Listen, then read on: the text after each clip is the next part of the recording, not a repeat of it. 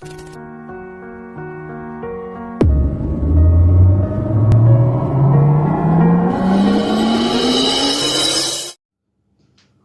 Morning students. आज हम अपना एक नए वीडियोस के साथ उपस्थित हुए हैं आपके सामने, और उसका नाम टॉपिक का होगा एडवर्ब क्लॉज। एडवर्ब क्लॉज अध्ययन करने से पहले मैं आपको पूर्व के बारे में थोड़ा सा स्मरण दिलाऊं, याद दिलाऊं। उसके लिए कहेंगे कि हमने जब एडवर्ब क्लॉज को स्टार्ट किया, एडवर्ब को क्लॉज को जब प्रारंभ किया, तो हमने जो स्टार्ट किया था कि हम इनके क्लॉज के टाइप्स को जाने, जिससे कि टाइप जानने का मतलब था कि हमारा कि हम कितने टॉपिक में किस किस तरीके से अध्ययन करेंगे, ये जानने के लिए हमने अपने को उसे वर्गीकृत किया था, डिवाइड किया हुआ था। तो पहले हमने नाउन क्लॉज को अध्ययन किया, उसके नाउन के क्लॉज के बारे में जाना, फिर नाउन क्लॉज को, फिर सेकंड जो पार्ट था वो आपका एडजेक्टिव क्लॉज, जिसको हम रिलेटिव क्लॉज के नाम से भी जानते हैं, जिसको जस्ट लास्ट वीडियोज में पूरा किया हुआ था। अब उसका जो थर्ड पार्ट है वो है एडवर्ब क्लॉज। एडवर्ब क्लॉज क्या होता है, कैसे इसे हम समझे कि एडवर्ब का अभिप्राय होता है क्रिया विशेषण। क्रिया विशेषण जैसा कहा गया, क्रिया विशेषण उपवाक्य, क्लॉज से उपवाक्य कि हमारा जो क्लॉज है वो उपवाक्य है। उपवाक्य हमारा वो विशेषण यानी क्रिया की विशेषता को बतलाए, विशेषण कहलाए, तब वो एडवर्ब क्लॉज कहलाता है। अब इसको डिफाइन करें, परिभाषित करें, तो an adverb clause is a group of words. एक जो एडवर्ब क्लॉज होता है वह कुछ शब्दों का एक समूह होता है, ग्रुप होता है, जो विच हैज अ, जो रखता है सब्जेक्ट, एक उसका अपना कर्ता होता है, सब्जेक्ट होता है, एंड ए प्रेडिकेट, और एक उसका प्रेडिकेट भी होता है, ऑफ इट्स ओन, जिसका अपना स्वयं का कर्ता, स्वयं का ही प्रेडिकेट होता है, एंड डज द वर्क, और वह कार्य करता है किसके लिए, ऑफ एन एडवर्ब, एक क्रिया विशेषण के रूप में कार्य करता है। अब हम बात करते हैं इसके नोट की, कि इसको नोट को हम कैसे जाने। नोट के अंतर्गत हमारी जो बात होती है वो हमारा क्या है कि नोट में इस क्लॉज के आरंभ में, क्योंकि ये ऐसा होता है कि हमारा कहीं ना कहीं इसमें शर्त प्रकट होती है, तो इसीलिए इस क्लॉज के आरंभ में इफ से प्रारंभ होगा, अनलेस से प्रारंभ हो सकता है, इन केस से प्रारंभ हो सकता है, वेदर है, प्रोवाइडेड दैट है, on condition that, even if, otherwise या वंस से प्रारंभ में से किसी भी एक का प्रयोग हो सकता है, अर्थात किसी से भी इसकी शुरुआत हो सकती है। ये हमें विशेष रूप से समझना होता है, जानना होता है, क्योंकि हमारी जो एडवर्ब है विशेषता है, कहीं ना कहीं इन शब्दों का इनमें से इस्तेमाल होगा। अगर हम यहाँ नहीं कहेंगे तो आप कहेंगे ये शब्द कहाँ से आ गया, तो ये क्लॉज की एक एडवर्ब की विशेषता का कारण भी होता है। अब हम बात करते हैं कि ये एडवर्ब क्लॉज कितने प्रकार के होते हैं, उसको समझ लें। जैसा हमने नाउन क्लॉज में भी जाना था, उसके भी 5 टाइप से अध्ययन किया हुआ था। फिर हमने एडवर्ब क्लॉज को 2 वीडियोस में अलग अलग तरीके से, डिफाइनिंग क्लॉज और नॉन डिफाइनिंग क्लॉज में, ऐसे ही एडवर्ब क्लॉज, तो एडवर्ब क्लॉज में तो बहुत ज़्यादा है, बहुत लेंथी है, तो इसे हम और सरल और सुगम बनाने के लिए क्या करें कि इसके पहले पार्ट्स को जान लें, कौन कौन से अंतर्गत इसके डिवाइडेशन है। अब वो क्या है, पहला एडवर्ब क्लॉज ऑफ टाइम, इसके अंतर्गत हम टाइम के विषय के जो भी एडवर्ब होते हैं उनको अलग अलग अध्ययन करेंगे। फिर adverb clause of manner, manner का मतलब तरीका, कि हमारा कार्य करने का जो ढंग है, तरीका है, वो कैसा हो, वो हम इसके अंतर्गत अध्ययन करते हैं। नंबर 2 पर था एडवर्ब क्लॉज ऑफ प्लेस, स्थान के विषय में बतलाता है। फिर एडवर्ब क्लॉज ऑफ डिग्री, और इसी को हम क्या कहते हैं, कंपैरिजन, डिग्री नहीं, उसकी श्रेणी क्रम क्या, उसका कैसे हम तुलनात्मक अध्ययन करें, वो हमारा एडवर्ब क्लॉज ऑफ डिग्री बतलाता है, comparison. Adverb clause of, in 5th number पर है एडवर्ब क्लॉज ऑफ रीजन, कारण, ये हमें कारण को बतलाता है, इसी को हम कॉज भी कहते हैं। 6 number adverb clause of purpose, उद्देश्य। हम कोई कार्य कर रहे हैं तो उसका लक्ष्य क्या है, उद्देश्य क्या है, वो हम इसके अंतर्गत जान लेते हैं, इस क्लॉज के अंतर्गत। Next adverb clause of result और कॉन्सिक्वेंस, अर्थात उसका परिणाम क्या है, कॉन्सिक्वेंस क्या है, उसको जानने के लिए हम एडवर्ब क्लॉज ऑफ रिजल्ट या कॉन्सिक्वेंस का अध्ययन करते हैं। Next adverb clause of concession supposition, अर्थात हम किस तरीके से किसी शर्त को प्रकट करते हैं, कल्पना करते हैं, उसके लिए हमारा ये एडवर्ब क्लॉज ऑफ कंसेशन और सपोजिशन कार्य करता है। नेक्स्ट है हमारा जो सबसे ज्यादा इंपॉर्टेंट और महत्वपूर्ण टॉपिक होता है वो यही है कि हमारा adverb clause of condition. Adverb of clause जो कंडीशन है वो सबसे ज्यादा महत्वपूर्ण होता है और मैं निश्चित दावा कर सकता हूं कि 100% इसमें से क्वेश्चन बोर्ड एग्जाम में जरूर पूछा जाता है, इसीलिए सबसे ज्यादा महत्वपूर्ण है। मैंने हमेशा से कहा कि हम हमेशा अपने वीडियोस को शुरू से लेके अंत तक देखें, क्योंकि अंत में जाकर के महत्वपूर्ण निष्कर्ष या कड़ी निकल कर आती है। ठीक है, आप इसको 1 बाय 1 करके अध्ययन करते हैं। नेक्स्ट पहला पार्ट है आपका adverb clause of time. Adverb clause of time यानी समय वाले क्रिया विशेषण उपवाक्य, अर्थात जो समय बतलाने वाले क्रिया विशेषण उपवाक्य होते हैं उसका अध्ययन हम यहाँ समझ रहे होते हैं, कर रहे होते हैं। किस तरीके से दीज क्लॉजेस आर इंट्रोड्यूस, जो उपवाक्य होते हैं इन उपवाक्यों का परिचय कराया जाता है, समझा जाता है, किसके माध्यम से, बाय कंजंक्शन ऑफ टाइम, यानी जो संयोजक शब्द होते हैं, समय संबंधी संयोजक होते हैं, उनके माध्यम से। और दीज कंजंक्शंस जो हैं, कंजंक्शन ऑफ टाइम कौन कौन से होते हैं, उनके लिए कहा है these conjunctions are when, since, as, after, before, immediately, till, until, no sooner than, as soon as, whenever, the sooner, while, hardly, when, etc। इस तरीके से ये हमारे कंजंक्शंस हैं जो टाइम ऑफ क्लॉज को बतलाते हैं, वो हमें अपने निश्चित रूप से समझ लेना चाहिए और इनके माध्यम से हम एडवर्ब क्लॉज ऑफ टाइम को परिपूर्ण करते हैं। और इनको एक एक करके या 1 बाय 1 करके जो कंजंक्शन है उनका अध्ययन में हम सबसे पहले किसको ले रहे हैं, व्हेन को। तो use of when, use of when में क्या है कि जब दो कार्य साथ साथ हों, कोई भी एक्शन है, एक साथ दो कार्य किए जा रहे हैं तब, अथवा एक कार्य दूसरे का अनुसरण करे, फॉलो करो, अर्थात एक काम हमने कर लिया और तुरंत दूसरा, तो ऐसा फॉलो कहलाता है। तो अनुसरण करे तो व्हेन का प्रयोग करते हैं, उस कंडीशन में ही हम व्हेन का प्रयोग करते हैं। जैसे when I am reading he is writing, ये दोनों साथ साथ हो रहे हैं। जब मैं पढ़ रहा हूं तो सामने वाला व्यक्ति जो है वह क्या कर रहा है, लिख रहा है।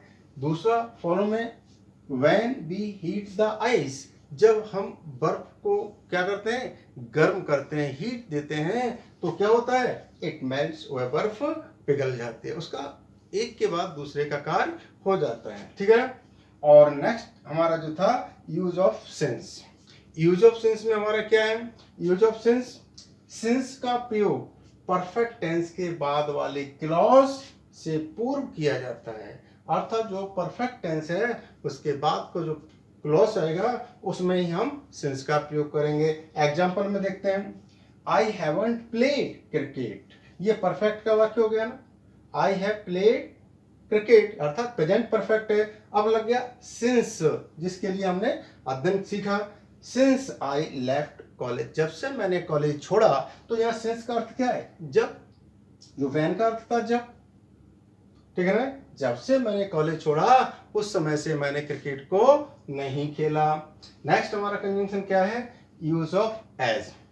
एज के बारे में भी अध्ययन है कि जब एक कार्य के पूर्ण होने से, अर्थात जब कोई कार्य, एक कार्य पूर्ण हो जाए और फिर उसके बाद जब एक कार्य के पूर्ण होने से पूर्व दूसरा कार्य शुरू हो, एक कार्य समाप्त होने ही वाला है उसके तुरंत साथ ही साथ दूसरा कार्य भी प्रारंभ हो जाए, तब हम एज का प्रयोग करते हैं। नेक्स्ट, अथवा दो कार्य साथ साथ हों, ऐसा भी हो सकता है कि दो कार्य साथ साथ चल रहे हों तो भी हम एज का प्रयोग करेंगे। इसी में तीसरी कंडीशन और क्या है, एक साथ दो कार्य परिवर्तनकारी, परिवर्तनकारी का मतलब होता है पैरेलल डेवलपमेंट, बिल्कुल साथ साथ में उनका विकास भी हो, आगे बढ़ोतरी हो, तो वो कहलाता है परिवर्तनकारी।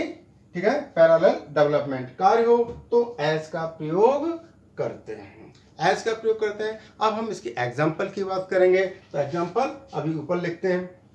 Use of as, use of as के जो एग्जाम्पल थे वो क्या था, उसमें ये था as the teacher left his or her class students began to make a noise. ये उस चीज को यूज ऑफ एज में मैंने आपको तीन बातें कही थी कि एक के बाद जब एक कार्य पूर्ण नहीं हो पा रहा तब तक दूसरा कार्य शुरू हो जाता है, उसके साथ ही शुरू हो जाता है। तो उसी का ये एग्जांपल था कि जैसे ही अध्यापक ने अपनी क्लास छोड़ी तो students began to make a noise, विद्यार्थी क्या करने लगे, शोर करने लगे, शोर मचाने लगे। ऐसे ही होता है, स्वाभाविक है कि बच्चों को भी मूड होता है कि थोड़ा सा वो हास्य करें या कुछ मनोरंजन करें जिससे उनको रिफ्रेशमेंट मिले।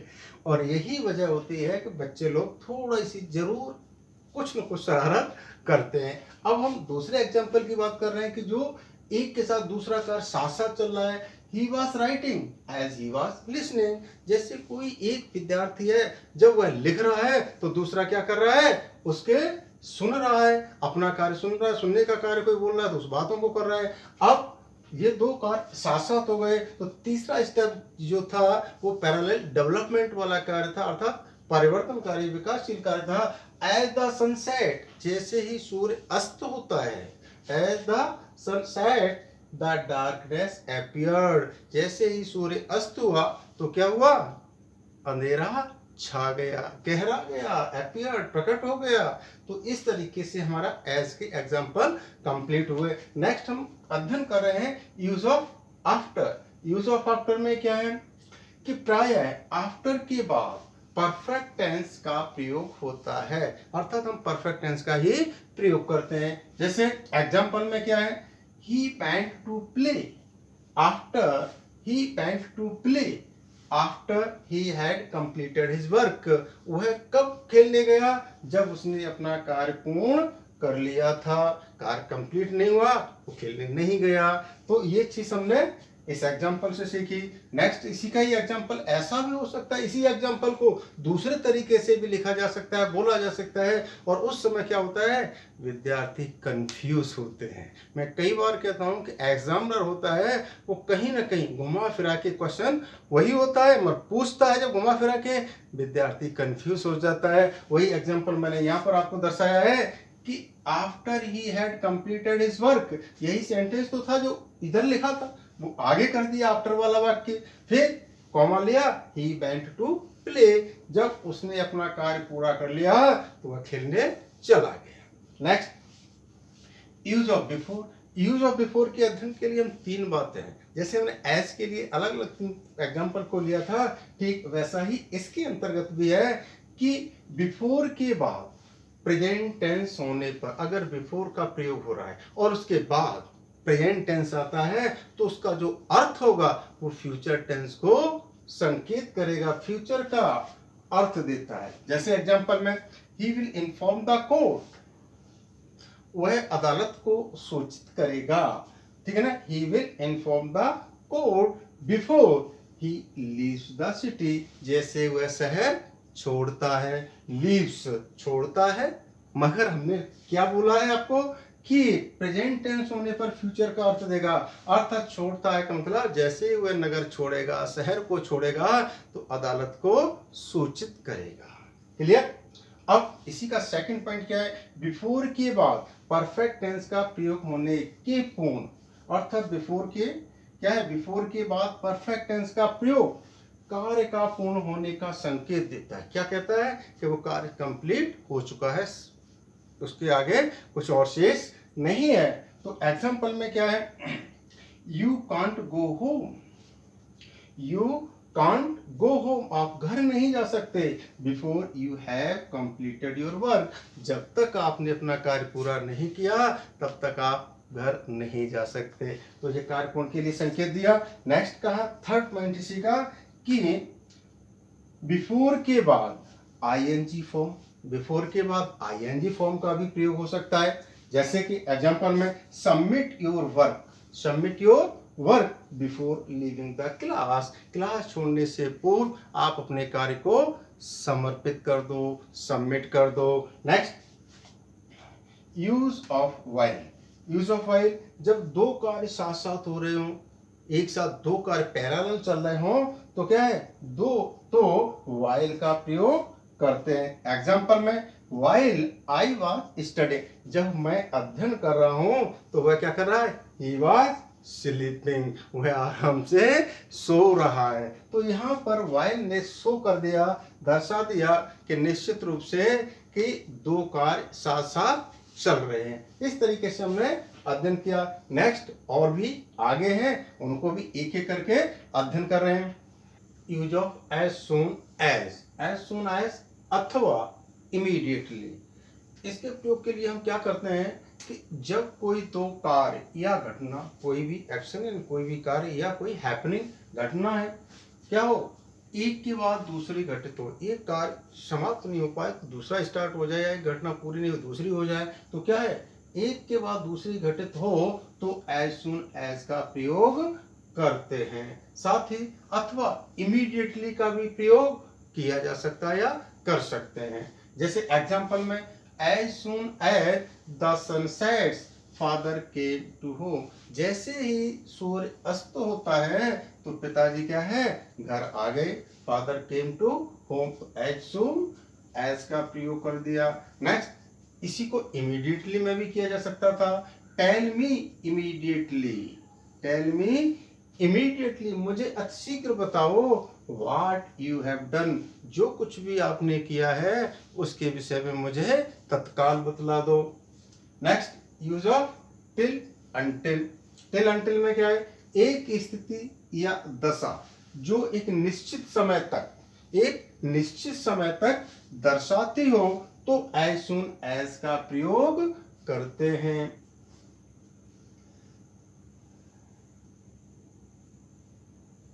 As soon as sorry till का प्रयोग करते हैं, एज सून एज का नहीं बल्कि किसका प्रयोग करेंगे, टिल का प्रयोग करते हैं, सॉरी टिल और अनटिल, टिल और अनटिल का प्रयोग करते हैं। जैसे एग्जांपल में till, I will wait till अथवा until you come to me, मैं उस समय तक इंतजार करूंगा जब तक कि आप मेरे पास आते हो। फिर use of hardly, rarely, scarcely, hardly, rarely, scarcely, ये तीनों वर्ड सिनोनिम्स हैं, पर्यायवाची हैं, तो इनमें से किसी एक का ही प्रयोग होता है। और इसके बाद जो भी क्लोज है, सेंटेंस है, वाक्य वो लिखा होगा, डॉट डॉट ये दर्शाया, और तत्काल यहाँ पर व्हेन का प्रयोग होगा। अथवा ऐसा नहीं हो तो नो सूनर अथवा देन का प्रयोग होगा, no sooner dot dot dot then का प्रयोग। तो इस तरीके से हम इसका भी एक अंतिम रूप में अध्ययन कर रहे हैं। जब एक कार्य पूरा भी नहीं हुआ हो, जब कोई एक कार्य पूरा नहीं हो और उससे पहले ही दूसरा कार्य भी प्रारंभ हो जाए, उस पर दूसरे का असर पड़ जाए, प्रारंभ हो जाए, तो क्या है आ जाए, तब इनका प्रयोग करते हैं। जैसे एग्जांपल में हार्डली, स्केर्सली, कोई सा भी एक ले लीजिए। आई हैड रीच द स्कूल, मुश्किल से ही मैं विद्यालय पहुंचा। व्हेन द बेल रिंग, जब तक क्या हुआ विद्यालय की बेल बज गई।